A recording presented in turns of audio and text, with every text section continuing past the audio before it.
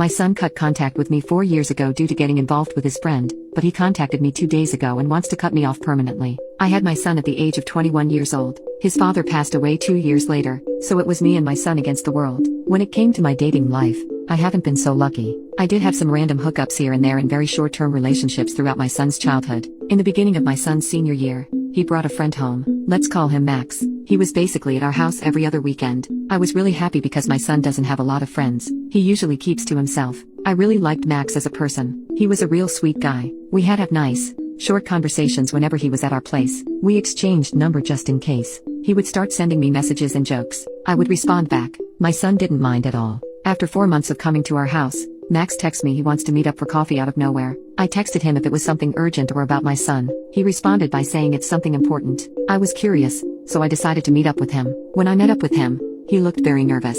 I asked him what was the meeting about. He told me I can't tell my son about it. He then confessed to me that he was developing feelings for me. I was taken aback by this. I told him that while I was flattered, I had to think about my son. He pleaded with me to just give him a chance. It was so long that I found somebody interested in me like that. Max was already 18 when he was introduced to me and he was a very handsome man. I said yes, but with the condition that it would be only casual dating and my son doesn't have to know about it. We met up the next week at his place. I told my son I was going out with my friends. After an hour into the date, we slept with each other. Then we promised to meet up in the close future. Our meetups became very frequent, and as such, our relationship grew stronger. I was beginning to fall in love with Max. We learned more about each other. Max was becoming my main source of joy. I wanted the weekend to start early just to be with Max. It was hard for me to pay attention to anything else in my life. Looking back, it seems that my relationship with Max had a negative effect on the relationship with my son. I had to come up with different excuses on why I wasn't around. I missed out on his soccer games. I think I really messed up when I missed his birthday dinner because I was with Max. I told him that work held me up. It was a week before my son's flight to college that I got a text from Max that my son found out about us. I got it in the middle of work.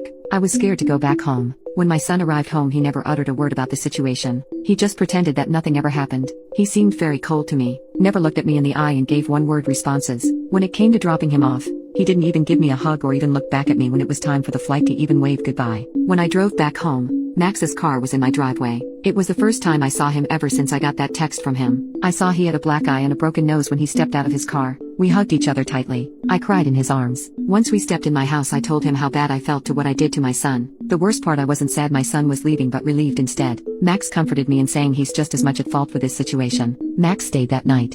The next day, he proposed to me. I accepted. It's been 4 years now. Max and I have a 2-year-old daughter. He works as a mechanic. The airport was the last time I saw my son. He blocked me on everything. I asked his grandparents if he ever contacted them. His grandfather told me that my son told them everything. He said he will take care of my son, but he told me to never contact my son or them again. 2 days ago, I got a call from my son that he's going to be in town and he wants to meet up in person this Friday. I said yes. What should I do or say when I meet him? Update. For the few that gave me actual advice, I went to meet up with my son without Max or my daughter. It was at a local coffee shop. I found him sitting in one of the booths at the coffee shop. He was on his phone. I was really scared. A part of me wanted to tackle him with a hug and beg for his forgiveness. Another part of me wanted to leave before he noticed me. I said his name to get his attention. He didn't even leave his seat. He just looked at me and said hi. I asked if I could sit. I started asking about how is he doing. He said he was fine. I was about to apologize, but he interrupted me by saying, "Before you apologize, I want to understand how the relationship between Max and you even started."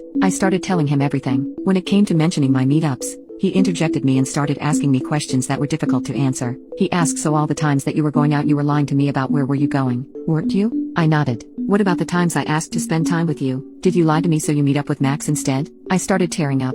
It was hard being there. "Did you miss out on events to be with Max? What about my birthday?" That's when I started crying. He told me to save my tears. He said he figured that out soon after he learned about the relationship with Max. He just wanted to hear it from me. He then asked me if I was still with Max. I told him I was married to him and I have a daughter with him. He seemed to need a minute to process that. Then he started speaking. He told me he never had an issue with me dating or meeting someone. In fact, he hoped I found love. He understands that I needed companionship and a type of love he couldn't offer as my son. He told me throughout all these years he felt conflicted because both Max and I were both consenting adults and adults have a right to find happiness. My son admitted he shouldn't. Max and was glad he didn't press charges. He said despite all of that, there were some things that he can't get over. He told me he can't get over the fact that I didn't take him into consideration when it came to pursuing the relationship. It was also hurtful to realize that I would value a romantic relationship to the point of being willing to throw away a close relationship with him for it. If I had the attitude of being done raising him and finally pursuing my own life, then that's valid. according to him. However, I would have no right to want to have a close relationship with him in return. Again, that's what he said he believes. He told me he wouldn't have forgotten me when he left for college.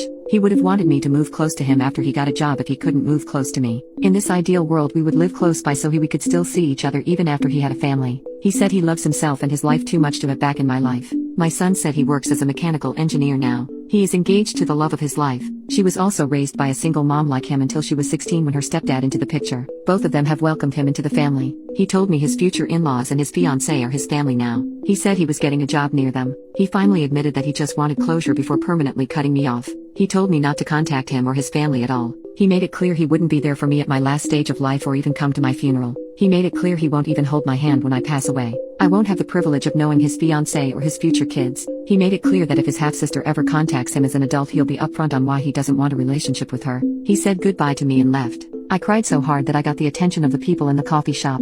I was crying on the way back home. I don't even know how. Therapy can even help. I never felt so much emotional pain in my life before. What do I do now?